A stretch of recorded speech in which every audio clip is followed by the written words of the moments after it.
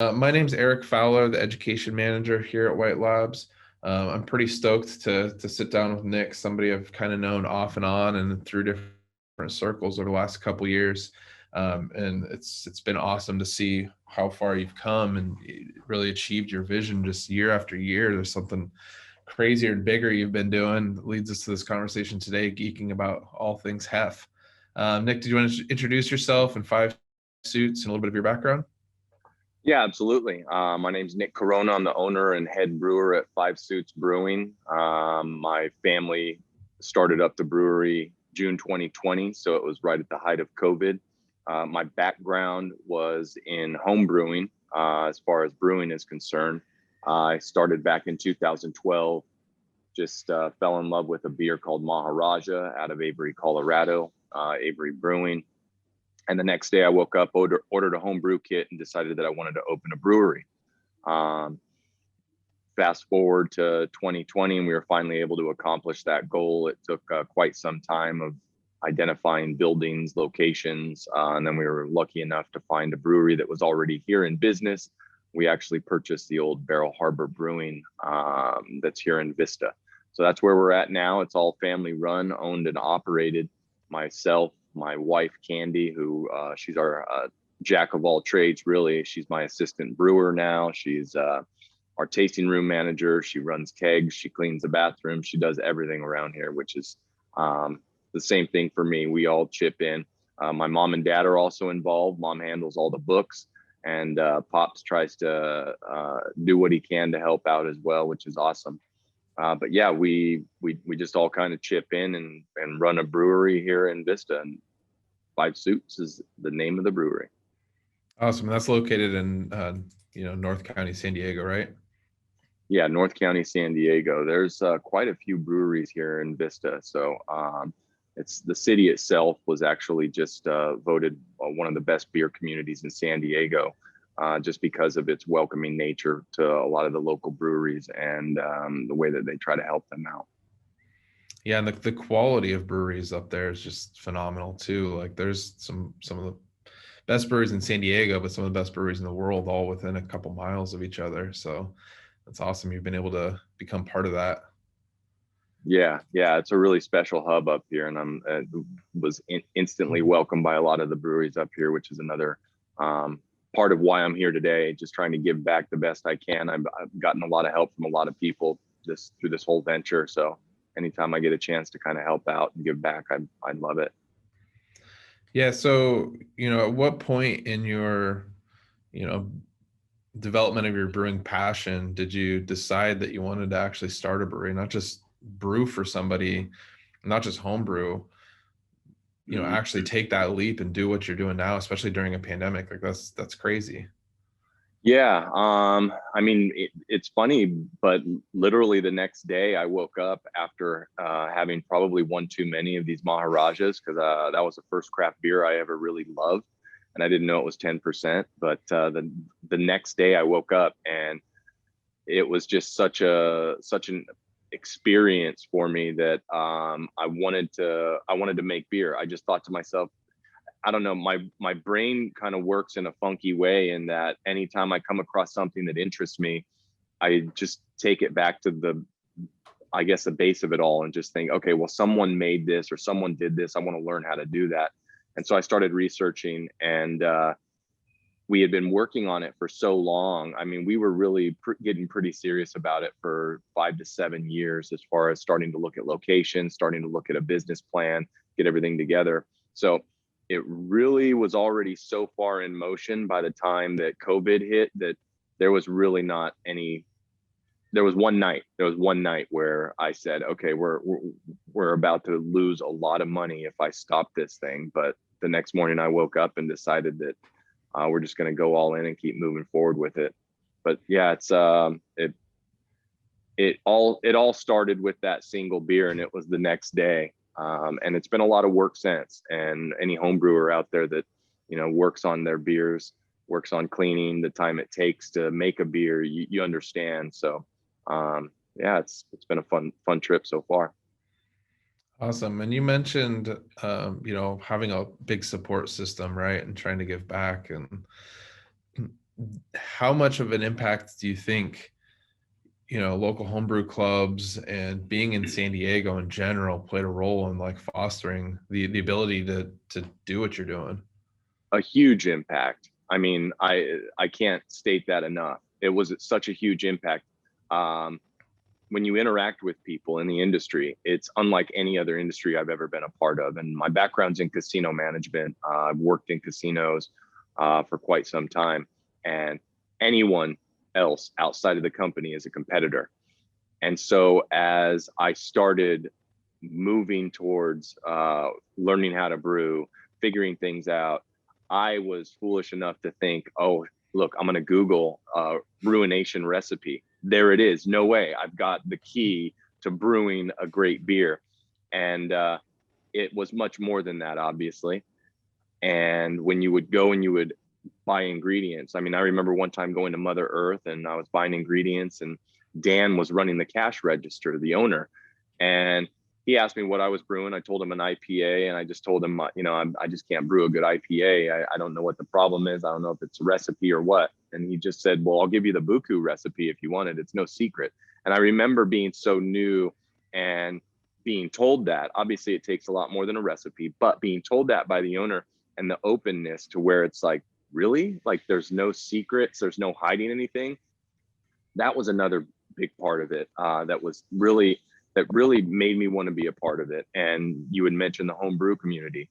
That was huge. I would take my beers. I joined Quaff probably in my second year of brewing, and I took my beers down there. And you've got people that they're not your mom, they're not your dad, they're not your friends. They're not going to just tell you it's good, and then you sit there and watch a cup sit there for an hour. They're going to be honest with you. They're going to give you that good feedback. And through that feedback, it really made me realize that at one point, it was about a year after I realized that I need to really delve into this thing to figure it out, because there's a lot more to it than I was giving it credit for. But every step of the way, when there would be a question or something that I would come across, something like this, a podcast, I could reach out to somebody in the industry, somebody in Quaff. There's a lot of professional homebrewers in Quaff at the time, and there still is. So yeah, just getting that help right away. And you still see it online. You see it on Homebrew Talk. You see it on the Brewers Association forums. Martin Brungard is one of the most active people I've ever known when it comes to water. Practically every question you mention about water or H2O, he's like one of the first ones to respond. And how incredible is that to get like professional advice and knowledge right away at the tips of your fingers. So really, it's amazing. And I think we're all very fortunate to be in a time where we can see that and benefit from that. Yeah, it's definitely raised the bar. And then to counter that too, I mean, there's a lot of false information out there too. And, I think we'll kind of dive into that a little bit with, through the lens of Hefeweizen. I'm pretty stoked to talk about this. I think, one of the best beers that White Labs Brewing Co. has put out in the last few years is this last batch of Hefeweizen that we brewed. So it's something that I drink a lot when I can find it fresh, right? It's one of those styles that people generally don't associate with freshness being having a huge impact on the quality of the beer, but I would argue just as much as an IPA. Like at the fresh Hefeweizen, that first 3 weeks, just like an IPA, it tastes so much better than 6, 8, 12 weeks, downstream. Absolutely. Yeah. I guess I didn't mention, but I will mention in case there's anyone on that doesn't know it, but Hefeweizen is one of my most award-winning recipes when I was in the homebrew side. And my Hef actually had taken Best of Show at the National Homebrew Competition. And then it also took Best of Show at Masters Championship of Amateur Brewing in the finals as well. So I think that's why I'm here, and I'll share as much information as I can. But yeah, you're right. When it would come to those competitions, especially, I was always like reverse timing to make sure that whatever I was submitting was going to be just brewed like 2 to 3 weeks before the judge or before the registration deadline was. So the freshness is awesome. Yeah. And how have you entered that beer in any commercial competitions yet? Or are you just trying to get your feet wet with it before sending it off? I'm entering the first slew of beers into commercial. So I've got 3 competitions coming up that I'll be entering it in. So we'll see how it goes. I'm pretty happy with it, but there's just so many great breweries out there on the professional side, and I'm still kind of getting my feet wet on the system right now. So I'm getting a lot more confident on it, but we'll see what happens. I'll keep my fingers crossed that this one shows up. Yeah. Yeah, that's crazy how much context plays a role, right? Or your process just changes. Like your knowledge is the same, your ability to brew a world-class Hefeweizen is the same, but when it comes to different methods of packaging or different types of competitions and the way they present the beers, like the way GABF is judged is a lot different and arguably not as detail oriented as like some of the homebrew competitions that I've been part of, right? For better or worse. And I think a lot of it just has to do with scale. It's easy to judge 20 beers in a day, but GABF, you're getting 4 to 6 flights of up to 12 beers. It's just, stuff gets lost. It doesn't always mean it's the best beer that wins. It's just nature of the beast, I guess. Yeah, it definitely is a lot more quicker of a process, not as thorough, I think, as some of the homebrew competitions that I've seen. Yeah, that's for sure. Your hand's pretty tired at the end of the day.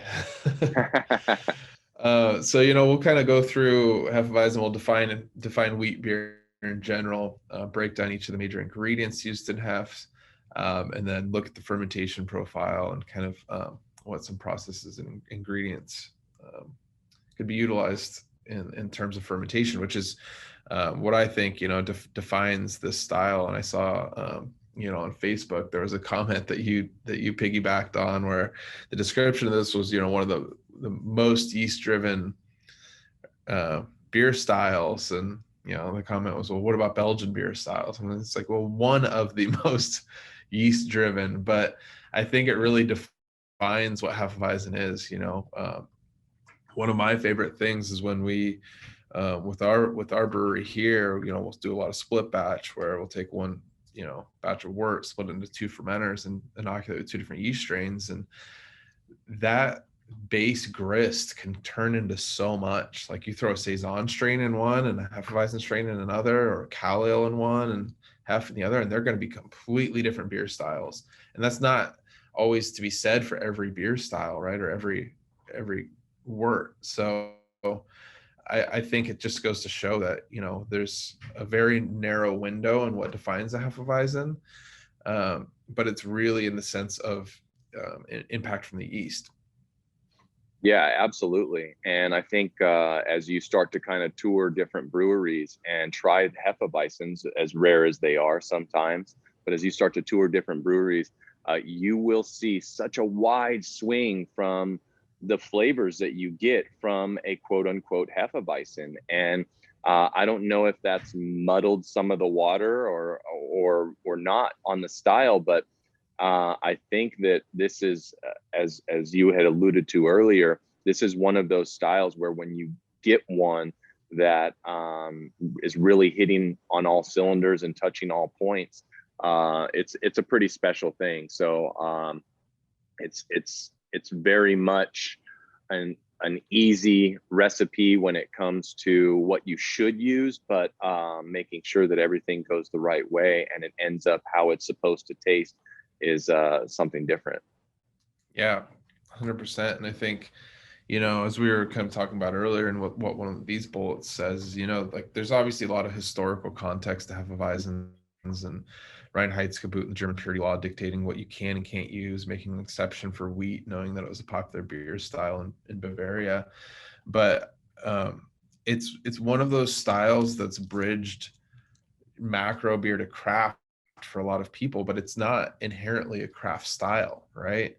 Like there are a lot of modern IPAs and different pastry beers and hazy IPAs that are have always been driven by craft, but Hefeweizen hasn't been, and it's kind of stayed the same for a long time.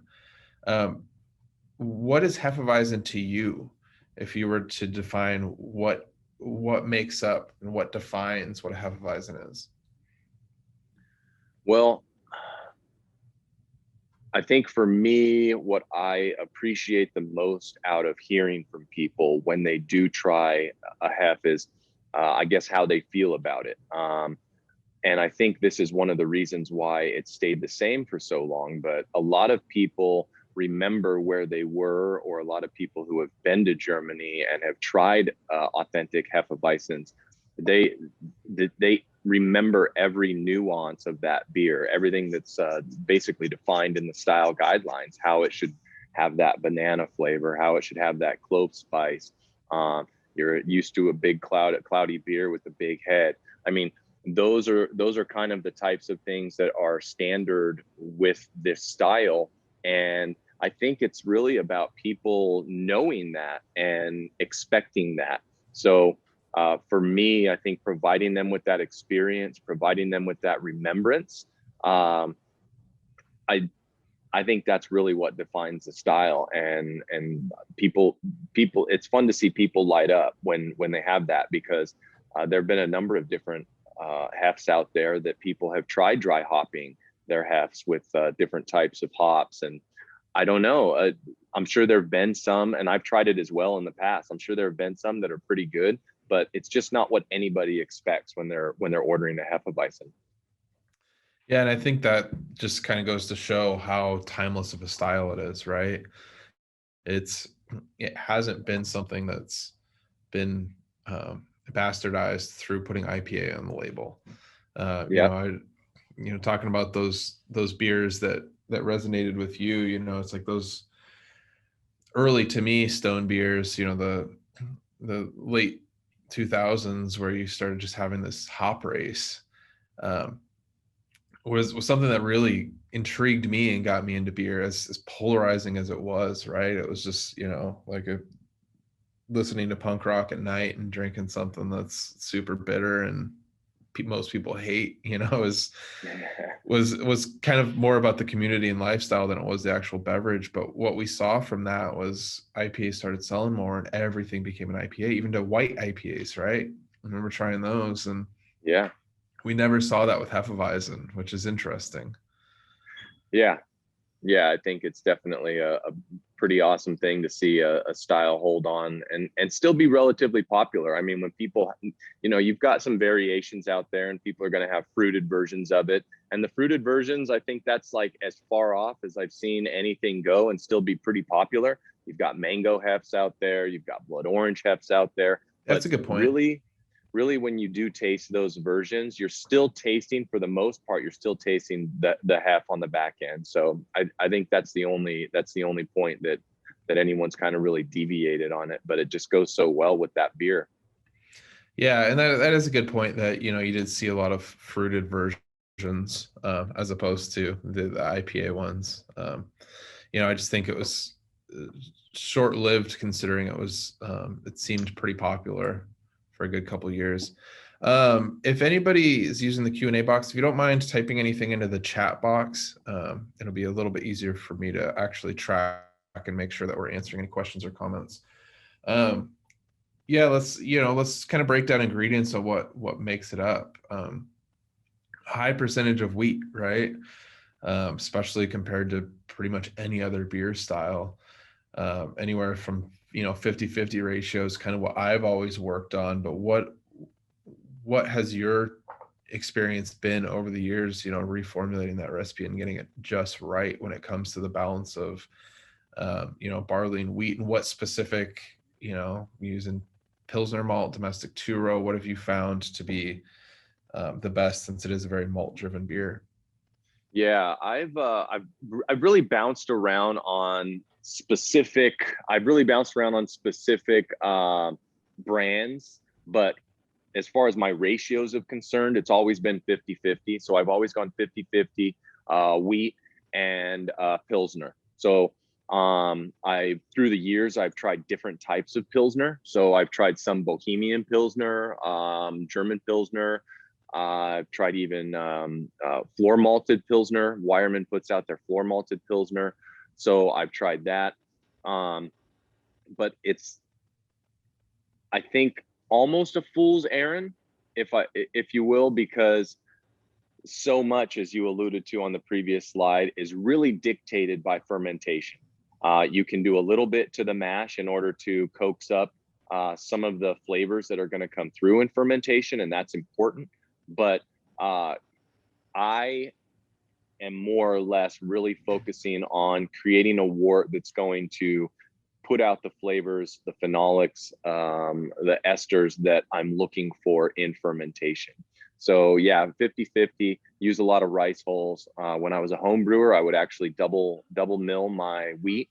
And then when I started to step up on the larger systems, I got a lot of stuck mashes, so I stopped double milling my wheat.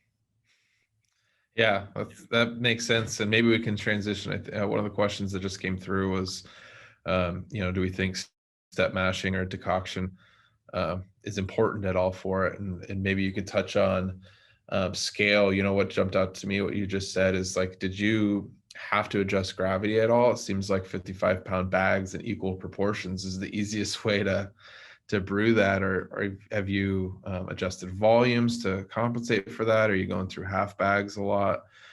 What has scaling done to that process and recipe?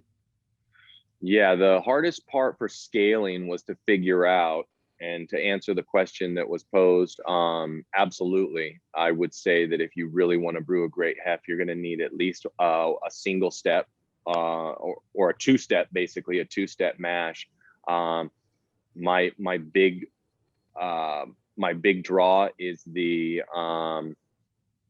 ferulic acid, getting that ferulic acid rest in place. I actually stopped. I was doing a protein rest. So I used to do a 3-step mash when I was a home brewer, and it was a lot easier. I had a Herms system, so I was able to basically recirculate my mash the entire time and step up the heat as I wanted at a certain set time. That changed a lot when I came over to this system, because the system was already designed. I didn't have the luxury of designing the system that would perform a step mash or allow heating of the mash tun. So I did make some adjustments, and I've gotten real comfortable on the system to where I'm able to do a step mash, which is great. But for the most part, just making sure that I'm hitting those temperatures, making sure that the mash pH is right at the right level, and sticking with that was key. As far as the bill was concerned, I kept the bill pretty much stepped straight up to 55-pound bags. I didn't want any bags left open. I used a certain set amount of bags where I thought it was going to hit, and then I was able to get more efficiency as I got better and better on the system. So I was able to actually take off a full bag of each just as I got there. But I think always shooting higher and making sure you have enough gravity is the way to go. And then I would just top off to whatever OG I need to hit. Mm-hmm. Yeah, it makes a lot of sense. And are you doing any water adjustments when brewing this style, or just in general? Absolutely. And that was one of the big things that really improved this recipe in particular for me, was that when I first started brewing it, it was good, but it wasn't as good as it is now. And I really started paying closer attention to the water itself. So I brew with all reverse osmosis water here, 100%. There are different lines of thought when it comes to that for different brewers, but I got really dialed in on all my water profiles when I was home brewing. So I feel confident in being able to add back the minerals that I need to. And on this one, it's a really, really simple water profile. So the only thing I put in there is calcium chloride. So it's pretty much stripped out 100% RO and then calcium chloride added back. Awesome. Makes sense. Hopping is probably the least impactful aspect of brewing a Hefeweizen, but I think it's from a personal standpoint really important to achieve that right balance. Mentioning ensuring that you have the right pH, which we'll get to, and I think one of the next slides for talking about finishing pH, as well as ester character and attenuation are all, I think, really important when it comes to drinkability. It's inherently a sweet beer in the sense that there's not a lot of residual sugar, but there's not a lot of balance. So I think achieving that perfect amount of bitterness is really important to accentuate or diminish and kind of play with any carbonic bite and carbonation if you're going for that higher volume, as well as balancing some of that fruit character. Maybe you can kind of lend your train of thought when it comes to hopping of this style. Yeah, I've always just gone as low as possible. I use Hallertau Mittelfra for my hopping. I never really have put too much thought into it. I've changed up a little bit here and there, but I used to do a slight hop addition at 90 minutes and then a little bit more at 60 minutes, and just targeting. I think I was targeting maybe like 10 to 13 on the homebrew system. And then when it came here, a lot of the professional brewers that I talked to had cited increased utilization for their hopping. So I actually toned it down and tried to hit closer to that 8 on my recipe sheets that I made. And yeah, it's definitely something that the last thing you want to hear anybody talking about is if your Hefeweizen is bitter. So I just keep enough in there to keep it down towards the lower end of the IBUs. Yeah, and that's strictly 60-minute additions. You're not doing any late additions or whirlpool. Yeah, correct. 60 minutes is the one and only addition that I do now. I still do a 90-minute boil, which a lot of people say is unnecessary, but I think for me, just the end result and feeling good about what I'm doing sometimes is more important than what someone else is saying. So I still do the 90 minutes. I might get to a point to where I want to shave 30 minutes off my brew day down the road. Maybe I'll experiment with it. But in the meantime, yeah, it's 90 minutes. And then the first edition and the only edition that I use goes in at 60. And is that 90 minutes just for that specific brand or all of your beers? 90 minutes just for that brand. Yeah, anytime I'm using that much Pilsner, line of thought has always been just driving off DMS. So when I see enough Pilsner in the recipe, I just try to stick to a 90-minute boil off. Yeah, it makes sense. Now I think, is the fun topic when it comes to recipe development and breaking down the ingredients of the specific style. But what we have listed here in these graphs are, again, our brewery being more of an R&D brewery in the sense that we're split batching everything using 2 different yeast strains. It's interesting to see the kinetics and how these behave. When it is side by side fermentations of the same wort but different yeast strains, especially the same style, because a lot of beers can turn out pretty similar. If you're, again, brewing an IPA and say you use dry English ale yeast and California ale yeast, those beers are going to be in the same ball game. And that this is true with the Hefeweizens too, but the preference that I've seen from the consumer varies a lot depending on the yeast strain. Whereas a hoppy beer or even a malty beer like a porter, people think both examples are pretty good, but the tribalism that comes with the different hef strains is pretty strong. People really gravitate to what they like more in one example versus the other. And what I've seen, what it kind of comes down to is ester versus phenol balance, right? Some people really like that clove phenolic character, and some people just want straight banana. When we're talking about, Hefeweizen strains, some of the defining characteristics are going to be flocculation, right? These are very low flocculant strains. We see this on the propagation side. When we're actually growing this yeast, it's very difficult to collect large yields of them because that yeast just wants to stay in suspension, which helps when we're brewing, but maybe not when we're propagating. Generally, like pretty medium attenuation, so pretty average across the board. We're talking about 70-75%, and medium alcohol tolerance, right? People aren't really using these strains in anything over, say, 7.5-8%. For Weizenbach occasionally, which that's something I'd like to see more. If you did an imperial version of your hef, that would be pretty cool. Yeah, down the road, that's going to happen. Yeah, it'd be geeky. It's not something that I like really ever see. I think maybe Rip Current's like the only one that ever does it, but Yeah.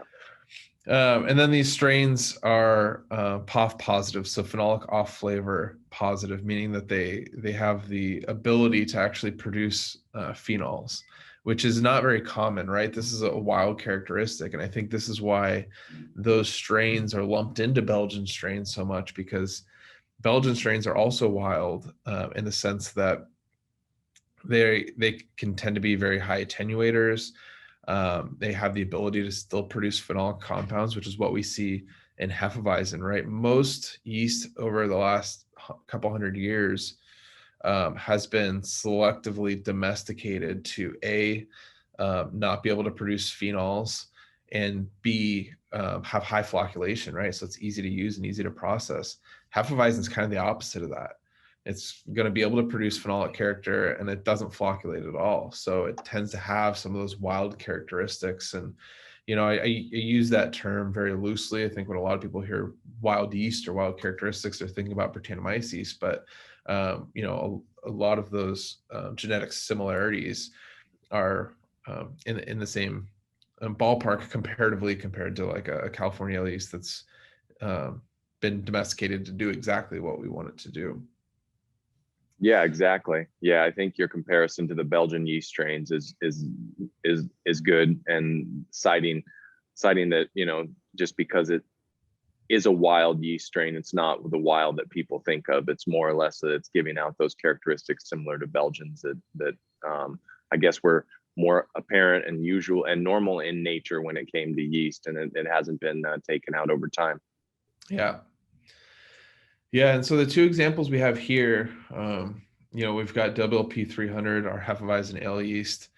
To me, that's like the number one strain. It's what people know for Hefeweizen. It's my personal favorite from my experience, but then we've got 380 Hefeweizen 4, which I know you've got a lot of familiarity with on that.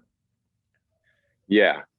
So, and it's interesting hearing what people use throughout the industry, and some people who they make a good hef, and some people are along the 300 route, and I haven't really deviated from the same yeast strain that I've been using since I started. And I think it just came down to a comfort level and what I was getting out of it. And I really felt like I was able to control and manipulate that yeast strain to get exactly what I wanted, down to where it was like just the slightest in nuances. Within the first 24 to 36-hour period, I was having temperature changes within a 12-hour window that I was seeing flavor differences. And it wasn't huge flavor differences, but it was just enough to where I was able to really balance out that banana and that clove. So I think if you start working hard at whatever hef you're making, and you get comfortable with a strain of yeast, then stick with it and just start to play with the temperatures on it. But for us, it's a 380. And have you seen a lot of variability in that yeast? Because my experience has been that I've seen sometimes 380 goes very phenol forward, and it's very, more clove driven. And then I've seen it where it's the banana bomb that people know it to be. Have you seen inconsistencies with that strain, or any adjustments based off of temperature, which, we'll get into coming up? I have heard people mention that, and it's kind of foreign to me, because I'm so set in my temperature schedule, and I'm so set in the way that I brew this beer every single time, that I really never deviate that much from what I'm doing. So maybe it's been some luck, but I haven't had really any deviation that's been something that I would ever put as off-putting. What I was citing within that little first 12 or 24 to 36-hour window was just, temperature swings, maybe a couple degrees higher, a couple degrees cooler. And that was controlling how much, banana I was getting out of it. Sometimes it would be a little more banana, and I'd just start to restrain the temperature a little bit in the beginning. And those things really started to fine tune the recipe. Mm-hmm. Yeah. And, here we're fortunate that we have a very expansive lab to get a lot of analytical results for all of our beers. But isoamyl acetate's the one ester that I think is always easy to look at, because we know what strains are going to put it out in levels above threshold, which threshold for that compound is about 1 ppm. But we see the 300, just 25% above threshold, and the 380 almost double threshold, right? But I think what's interesting to note is, just because you see it in this example, in this beer, it doesn't necessarily mean that this is how you're going to perceive it, right? You might see like this, this is almost 2 times threshold of isoamyl acetate, which is known for that, banana flavor, in Hefeweizen and a lot of Belgian beers. But it everything else impacts it too. So just like we're talking about the malt, your grist and your hop profile and your pH, and if there are phenolic compounds present, it's all going to create a matrix and change the way that you perceive that. But it is cool to see on paper the 380 in this beer did produce a sizable amount of that ester comparatively. Yeah, absolutely.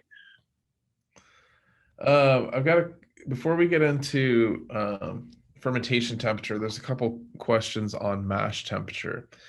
Could you go a little more specifically on your process, or what you've seen and learned over the years when it comes to different acid rests? And like, are you actually shooting for that like 110 and then bumping it up to saccharification, or like Yeah. how have you adjusted that? Yeah. When I had first started at home, I had no ability to do a step mash, and the beer was okay. But when I switched over to a Herm system, that was really where, things started to really get dialed in on it. So if you do have a Herm system, you've got a great ability to hit 3 different mash temps. Your ferulic acid rest is going to be the most important one when it comes to this recipe. So that's 105 to 112. You can hold it there. 10 minutes is normally plenty of time to create it. One of the things I will say about ferulic acid is that it's created best at like a 5.7 pH. So if you're doing those cal chloride additions, like I had brought up in the past, I would say hold off on doing those to keep the mash pH just a little bit higher till after the first rest. So if you you can hit 5.7 on your first ferulic, 105 to 112, then you're going to be better suited to create more of that ferulic acid. And then if you do have a Herms, you can step it up to a protein rest. I had a protein rest for very long early on. I finally ended up taking that out of the recipe. I just didn't really see it as a necessity. But that was like 122, I think, is where I rested it for another 10 minutes. And then, and you're hitting all these as you're going up on the heating and on a Herms anyways, unless your system is extremely fast at increasing temperature. And then, 149, 150 is normally what I end up on saccharification. So those are pretty much the temperatures that I started out on the homebrew side. When it came here to the professional side, I started to realize and recognize that it was going to be a lot more difficult, because I didn't have the ability to just recirc and heat up. I didn't have the ability to add heat to the mash. So I started to have to play with it a little bit more. So since I'm marrying 2 different volumes in at 2 different temperatures, there's a pretty cool little water calculator that lets you do that. So it'll allow you to put in one temperature at one volume, another temperature at another volume, and it'll tell you what you're going to have when all of it's combined. And it was pretty close. But the same thing as at home, it's trial and error a little bit, and you start to work with it and hit it. So I actually came up closer to like 112. So I hit it on the higher end here on the professional side, just trying to make sure I'm still at least within that window where that ferulic acid is going to be created. And then I'll hit it pretty hard with some higher temperature. I think I come in at like 165 to end up marrying the whole thing at about 149 or 150. Yeah, so that's, when we're talking about phenol production too, and that ferulic acid rest being the precursor for 4-VG or 4-vinyl glycol, right? So that clove phenolic compound that we're kind of referencing here. There are, again, different ways of achieving similar results depending on the ability to manipulate your process. And it sounds like, you were had such good experience producing your beer that specific way that you wanted to mimic that when scaling. If somebody doesn't have the ability to really manipulate their mash that way, or just maybe doesn't have temperature control, which we'll talk about when it comes to fermentation, one of the easiest things I've always suggested is just pick a different yeast strain. Find a Hefeweizen strain if you want, being more ester forward or more phenol forward. Find a different yeast strain that might get you there, or maybe blend. Maybe find a 25% of a saison strain that's super phenol forward, and then 75% of a banana bomb Hefeweizen strain, and start working with ingredients and processes that way as well. Because to achieve, Nick, what you're doing takes a lot of time and research and repetition.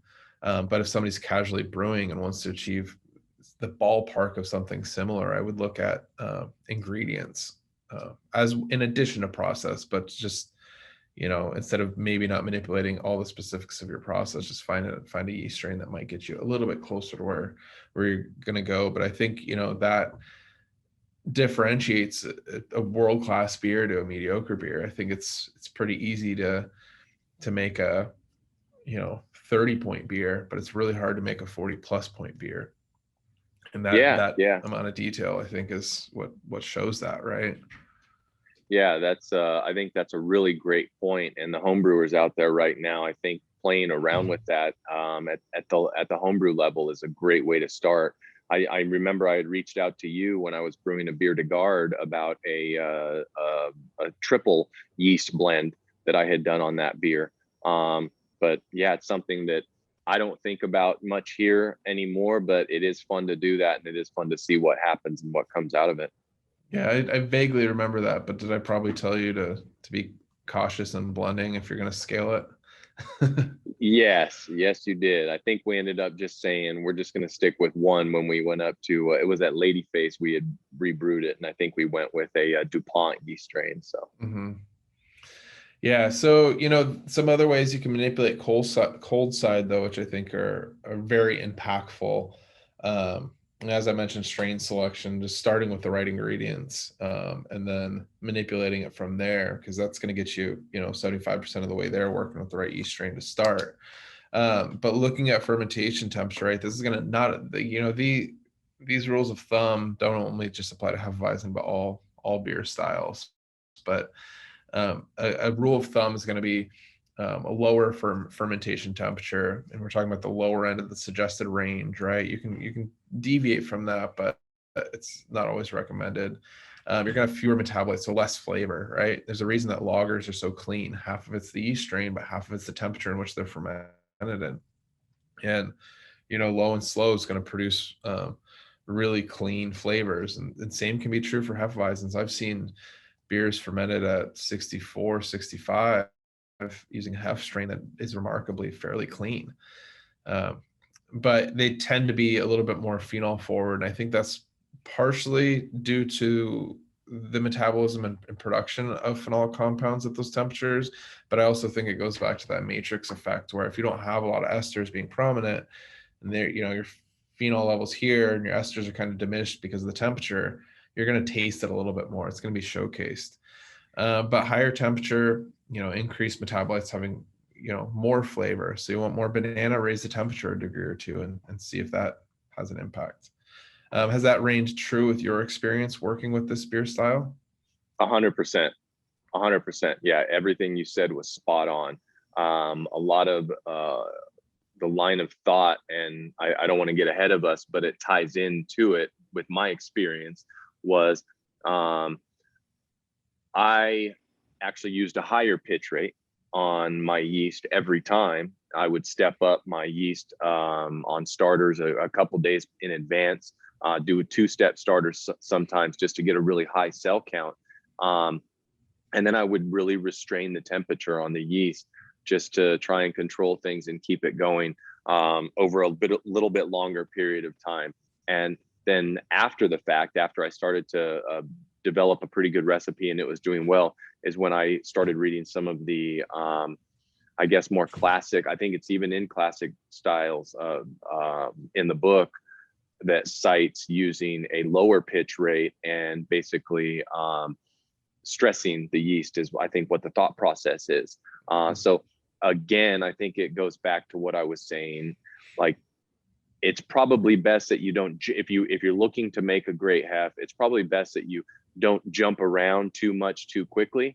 Really take your time, stick with one strain of yeast that you want to try to work with, and then start to change some of those subtle nuances that you have. If maybe pitching a low pitch isn't really getting you what you want, mess with the temperatures first. If that's still not getting with you what you want, then maybe go to a higher pitch rate and go back to the drawing board on your temperatures. But yeah, the nuances are there in all the strains. Yeah, change one variable at a time, as you're saying, right? Yep. But yeah, I mean, that's, again, these rules of thumb apply to pretty much all brewing strains. But lower pitch rate, you're gonna have more flavor. Higher pitch rate, you're gonna have lower flavor. And I think a lot of what it comes down to is, pitch rates have been defined across the board. It doesn't mean that every beer style requires the same pitch rate. We've got ale pitch rates and lager pitch rates, right? And then people kind of go in and out of that depending on what the brewery is and what their process is. But every beer and every style and every yeast strain and every gravity is going to require different pitch rates. So it's gonna yield and achieve different results. We look at 1 million cells per mil per degree Plato is like the standard repitching rate for ales, right? And that's not necessarily that every strain prefers to be pitched at that, or it's going to produce the preferable beer, I should say. But it's brewers and craft brewers have wanted cleaner and cleaner beers across the board over the last couple decades. And if you look at old lager pitch rates from the 70s, they were pitching what we're pitching for ales now. And when it comes to an IPA, that's great, right? We want clean beer. We don't want a lot of off flavors or metabolites that are undesirable. But when it comes to a Hefeweizen, we might want a little bit more flavor. So that is something to toy with.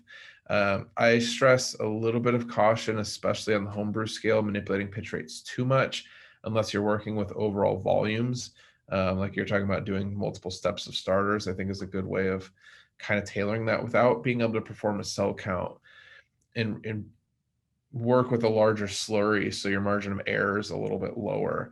It's difficult to say that you pitched 5% less yeast on this one versus that one, right? When you're working with 20 liters or 5 gallons of volume, any adjustment, no matter how small, is going to show and impact the beer a lot more than when you're working with 20 barrels of beer.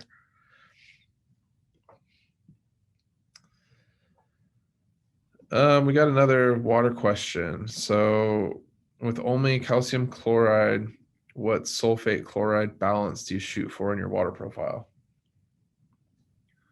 I mean, really, there's no sulfates. I'm all the way out on RO, so it's pretty much just calcium and chloride, and anything else is going to be residual. That's on my recipe still. Awesome. I think it's worth mentioning, when we're talking about Hefeweizen, that there's a lot of offshoot styles or related styles that, sometimes we actually see in the market a little bit more than just a traditional Bavarian Hefeweizen. Dunkelweizen's always been one of my favorite, along with Crystal Weizen when you see it. Berliner Weiss, I think, has gotten a little interpreted differently depending on who the brewery is and what the consumer is looking for with it. The first brewery I worked for was Chuck Alec up in Ramona, and I remember Grant would brew a Berliner Weiss that would take about 2.5 months to fully ferment and had a decent amount of Brett characteristic to it. And I mean, there's still some brewing texts. He swears that was the traditional Berliner Weiss, and some historic brewing texts say that you shouldn't have Brett character. Some say you can have a minimal amount, but this beer was awesome. And I imagine if there was any Brett present, which there probably was in most beers, Right. a couple hundred years ago, the impact in character of that Brett would be increased over time, depending on how old that beer was. Yeah. But American wheat beer, I think is, again, a cool example of essentially being the exact same grist and hop profiles as Hefeweizen, just a different yeast strain. And Yeah, then, absolutely. looking at wit beer where fruit's obviously appropriate. I thought I was going to do a tongue in cheek. Yeah, I did. Just a little comment on the end there. What's your take on garnishing or throwing fruit in something? I think if it pisses Bud Light off and they want to make an entire commercial centered around some guy flipping the orange off, you do what you want. I honestly don't care. Have fun with whatever. It's the RHEF here has a pretty good fruit character to it, so it has a little bit of citrus on it that might not be. It might be a little bit higher than style guidelines say it should be, but I've considered throwing an orange on there, but no, we haven't done it here. Yeah, I'm the same, the same mindset, and I'm sure you've seen it now that you're distributing a little bit, where, it's like somebody orders that beer and pays for it, as long as they're enjoying it, you can do whatever the hell you want with it. That's right. The last thing I did want to touch on with you, though, is serving. I think this is fairly important. And again, we've got a couple coming in the Q&A box. If you could use the chat box, that would be awesome for any questions that you have. But when it comes to serving, and even I guess one of the most obvious is like yeast flocking out and the beer just clearing up a little bit, storing the keg upside down, carbonating, serving glass, just the logistics of that, having a dedicated glass for one beer style. What's been your experience with all that, and what's your personal take on everything we just listed? Yeah, I went through some interesting work on that, because my hef, when I was brewing it early, was not flocking out and it wasn't clarifying much. And later in the process, and I think it was just me probably getting a little bit more clarification, doing a recirculation the entire mash. I didn't have as many proteins present, so I actually started to have some comments from judges come back on how clear my hef was, and that maybe I could enter it as a crystal Weizen, which is a great thing if you're looking to parlay your same beer.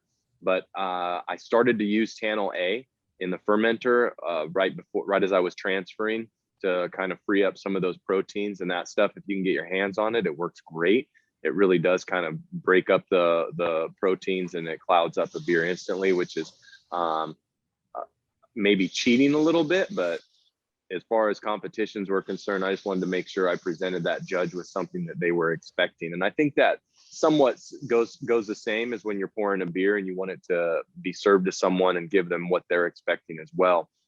But as far as the beer, the vols, I would go very, very high at home. I went very high. I know that I hit 4 vols pretty frequently. I had a counter pressure bottle filler that was a really nice one that enabled me to be able to bottle that beer. A lot of times I would use the heavier glass, the Belgian capable bottles, just to make sure it was safe. But yeah, go as high as you can on that carbonation if you have a counter pressure bottle filler. If you don't have a counter pressure bottle filler, you're going to have a bad day. You are going to waste a lot of beer. I would literally freeze my bottles before I tried to package it. I would freeze get Star San as cold as I could and just try to dunk it right before I got into it. And then it was a beer gun as quickly as possible, and it was a ton of loss. So those are some considerations to make. But if you're looking to really get that big head and give it that big effervescence, then that's definitely the way to go. We did change that up here. I'm delivering these kegs to accounts, and unfortunately, nobody out there wants to have their bartenders wasting beer. And if I went too much higher than, you know, a standard maybe 2.5, 2.6 balls, then I'm sure I get a lot of return kegs and probably not a lot of reorders. So we've stuck more to kind of industry standards here on just our balls.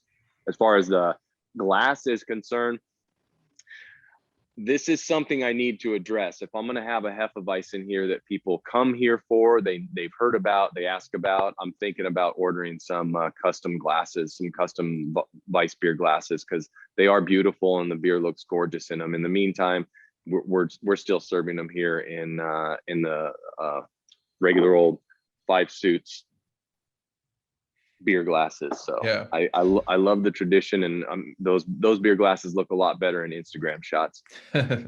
True, but you know, I think it's just a good point to this conversation on just the, you know, being realistic when it comes to operating a business and that balance of, you know, I remember there was a brewery that was just about to open, and I went in and they were showing me trying all the beer, and they had like 7 different pieces of glassware, and it was going to be a decently busy place. And I said, I hope you're too busy to where this many pieces of glassware are an issue for you. You know, it comes down to it, but you gotta utilize something that you can use for multiple styles generally, right? We have a dedicated Hefeweizen glass here though, and that I agree, I like it a lot. But again, to wrap everything up, you know, simple gristline's backbone to making a complex beer. And it's important to understand the yeast strain as well as every other aspect of your process, from hot side to carbonation volumes. And that's why I wrote garnish with an orange. It's your decision. Like, don't, you know, it's an accessible beer style. And I think it's important that we don't make it inaccessible by being beer snobs, right? Like let's enjoy it with somebody that's never had a beer before, to somebody that's a grandmaster judge and knows everything about that style and every beer every Hefeweizen that's been brewed in the last 20 years. Yeah. But thanks again for taking time to walk through this. I had a lot of fun. I think it would be cool to do a reoccurring series and, you know, hopefully showcase other beer styles and start taking a deeper dive. And I hope that we cross paths soon. It's been quite a while since I've seen it in person. Absolutely. Absolutely. We got our grand opening coming up next week. So maybe you'll cruise by. Yeah. Let me know. All right. Well, thank you everybody again for joining. And this will be available to rewatch on YouTube come tomorrow. Cheers. Thanks, Nick. Cheers. Thanks.